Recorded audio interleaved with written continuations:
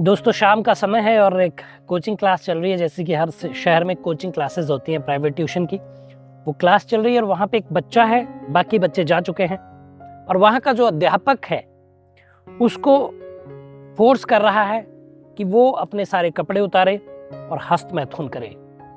आखिर क्यों ऐसा फोर्स कर रहा है, कहाँ की ये कहानी है, पूरी कहानी मैं आपको बताऊंगा। आइए बताता हूँ विस्तार से आपको क्या है पूरा मामला। जुर्म छुपता नहीं, अपराधी कभी बचता नहीं। मैं हूं आपका युवराज सिंह, होस्ट, और आप देख रहे हैं मेरा YouTube चैनल क्राइम डे। दोस्तों आशा करता हूं आप लोग स्वस्थ होंगे, मस्त होंगे और अपनी लाइफ को एंजॉय कर रहे होंगे। दोस्तों कहानी है मध्य प्रदेश की राजधानी भोपाल से 100 किलोमीटर दूर विदिशा एक जिला है जिसके बारे में शायद नाम आप लोगों ने सुना होगा, और वहां की एक तहसील है जिसका नाम है सिरौंज। कहानी कुछ यूं है कि वहां पे एक टीचर है जो करीब 25 साल का है, जिसका नाम है सत्यम रघुवंशी, जो एक प्राइवेट स्कूल में, सिरौंज में ही प्राइवेट स्कूल में वो सामाजिक विज्ञान और इंग्लिश पढ़ाते हैं और साथ में ही अपनी एक कोचिंग क्लास रन करते हैं। जो टीचर अपने अधिक प्रॉफिट के लिए और थोड़ा सा कि ज़्यादा पैसे बन जाए उसके लिए स्कूलों में भी पढ़ाते हैं और अपनी कोचिंग भी चलाते हैं। हालांकि इसमें कोई गुरेज नहीं है, कोई बुराई नहीं है, कोई अपराध नहीं है। उसी तरीके से सत्यम रघुवंशी की भी क्लास चलती थी। सत्यम रघुवंशी जो है करीब 25 साल के हैं, शादीशुदा हैं और इनका एक बेटा भी है। अब इनकी जो कोचिंग क्लास है उसमें करीब 40 से 45 बच्चे पढ़ते हैं जो अलग अलग स्कूलों से आते हैं। अब रिपोर्ट्स ये कहती हैं, जो एक FIR हुई है उसके दम पे ये कहा जा रहा है कि 5 बच्चों के साथ कोचिंग में, नाबालिग बच्चों के साथ यौन शोषण हुआ है। लेकिन ये पुष्टि हुई कैसे? 22 जनवरी 2025 की बात है कि एक बच्चा अपने भाई से बताता है, कहानी थोड़ा सा पीछे लेकर चलूंगा। वो अपने भाई से बताता है कि करीब 1 साल पहले की बात है, मैं जब 7th क्लास में था। 7th क्लास का बच्चा छोटा ही होता, जानते हैं आप। जब मैं 7th क्लास में था तो मैं कोचिंग में पढ़ रहा था। कोचिंग चल रही थी, सारे बच्चे थे, करीब 40 से 45 बच्चों की मैंने पहले ही बताया कि हैं इस कोचिंग में। जब उस टाइम पे मेरा होमवर्क कंप्लीट नहीं था, जब होमवर्क कंप्लीट नहीं था तो सबका होमवर्क कंप्लीट था। सब बच्चों को मास्टर साहब ने, टीचर जी ने जाने दिया। सर जी ने बोला कि सब लोग जा सकते हैं, टाइम, क्योंकि अवधि, एक जो क्लास की अवधि होती है 1-1.5 घंटे की ट्यूशन क्लास की, वो पूरी हो चुकी थी। उन्होंने कहा सब बच्चे जा सकते हैं, लेकिन उन्होंने मुझे रुकने के लिए बोला। रुकने के लिए इसलिए बोला कि मेरा होमवर्क कंप्लीट नहीं था। तो उन्होंने बोला कि तुम रुकोगे, होमवर्क कंप्लीट करोगे और उसके बाद ही यहाँ से जाओगे। अब मैं रुक गया क्योंकि टीचर की बात की अवहेलना नहीं कर सकते थे।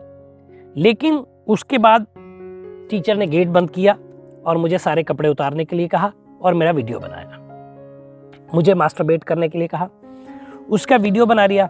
उन्होंने बोला कि अगर तुमने कहीं भी ये बात बोली तो मैं तुम्हारे पेरेंट्स को जान से मार दूंगा और तुम्हारे स्कूल में तुमको फेल करवा दूंगा, क्योंकि मैं ही वहाँ पढ़ाता हूँ, और तुम्हारी पूरी ज़िंदगी खराब हो जाएगी। अब 7 साल का मासूम बच्चा, इन बातों से तो आघात उसको लगेगा ही। वो इतना रियल उसको लगेंगे कि उसको लगता है कि शायद ऐसा हो सकता है। अगर उसी जगह पे बड़ा बच्चा हो तो वो जानता है कि किसी को मारना कितना टफ है, लेकिन छोटे बच्चे के लिए ये बात छोटी है। उसके लिए बात ये घर कर जाती है उसके दिल में कि शायद ऐसा कर सकते हैं मास्टर साहब, टीचर जी हमारे ऐसा कर सकते हैं। वो डर गया।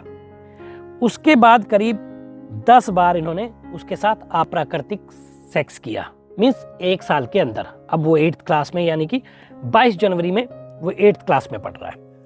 10 बार उसके साथ अप्राकृतिक संबंध बनाए और उसकी वीडियो बनाई। अब ये बच्चे ने जब अपने भाई से ये बात कही, इसके बाद वो सिरौंज तहसील के थाने में जाते हैं और ये शिकायत दर्ज करवाते हैं।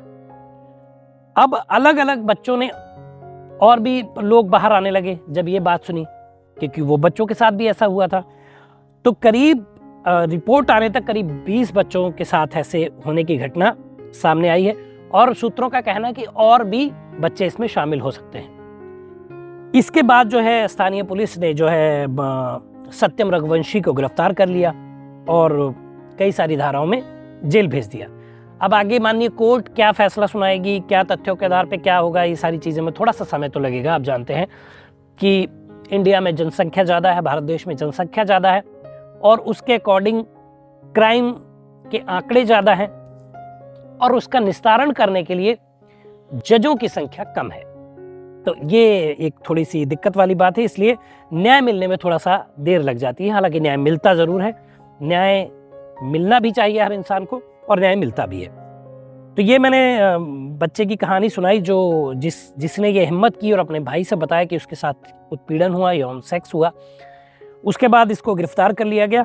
अब लोगों का कहना है कि और भी बच्चे सामने आएंगे और भी FIR दर्ज होंगी, और मुझे लगता है कि सत्यम रघुवंशी का अब जेल से बाहर आ पाना नामुमकिन हो जाएगा।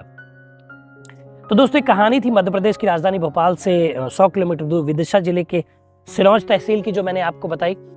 कहानी बताने का मकसद होता है कि आपको क्राइम से दूर रखना, क्राइम के पास भी ना भटके। लेकिन ये वीडियो एक थोड़ा सा मैं मैसेज पेरेंट्स को देना चाहूँगा जिनके बच्चे कोचिंग में जाते हैं, कि आप वहाँ के संचालक को कहें कि कोचिंग में CCTV कैमरा होना ज़रूरी है, ताकि बच्चों के साथ क्या बातचीत हो रही है, या अगर कोई मारपीट के भी केसेस आते हैं कि बच्चों को पे टीचर मारते हैं, तो वो भी बेहतर तरीके से पता चल सकता है। और टाइम पे आप जो है विजिट करते रहें क्लास में, और अपने बच्चों से प्यार से, दुलार से, थोड़ा फ्रेंडली तरीके से बात करें कि कैसी पढ़ाई होती है, कोई ऊंच नीच तो नहीं है, कोई ऐसी बात तो नहीं है। ये सारे बिंदुओं पे आप बात बच्चों से ज़रूर करते रहें, ताकि वो आपसे, जब आप उससे दोस्ताना व्यवहार करेंगे तो आपको शायद अंदर की बातें बताएंगे। कहीं ऐसा तो नहीं कि आपका बच्चा भी इस सारे उत्पीड़न को सह रहा है, इस जिस्म फरोशी की जो चीज़ें हो रही हैं उसके साथ उनको सहन कर रहा है और अंदर ही अंदर घुट रहा है। तो ये कर्तव्य आपका बनता है। तो टाइम पे आप थोड़ा सा बच्चों से अच्छे से बात करें, उनको फ्रेंडली नेचर करके, फ्रेंड बना के अंदर की बातें निकलवाएं कि कहीं उनके साथ कोई दुर्व्यवहार तो नहीं हो रहा है। तो दोस्तों, ये वीडियो था। अगर आपके इर्द गिर्द भी कोई कहानी है तो नीचे WhatsApp नंबर फ्लैश हो रहा है, उस पर मैसेज कर दीजिए। वीडियो के माध्यम से मैं आपको परेशानी से निकालूंगा और वीडियो के माध्यम से आपको सारी वो कहानी बताऊंगा। तो दोस्तों, ये वीडियो था। बताइए वीडियो कैसा लगा, कमेंट करिए, शेयर करिए, चैनल को सब्सक्राइब करिए। मिलेंगे अगली वीडियो में, तब तक मुस्कुराते रहिए, खुश रहिए, क्योंकि जीवन बहुत छोटा है। धन्यवाद।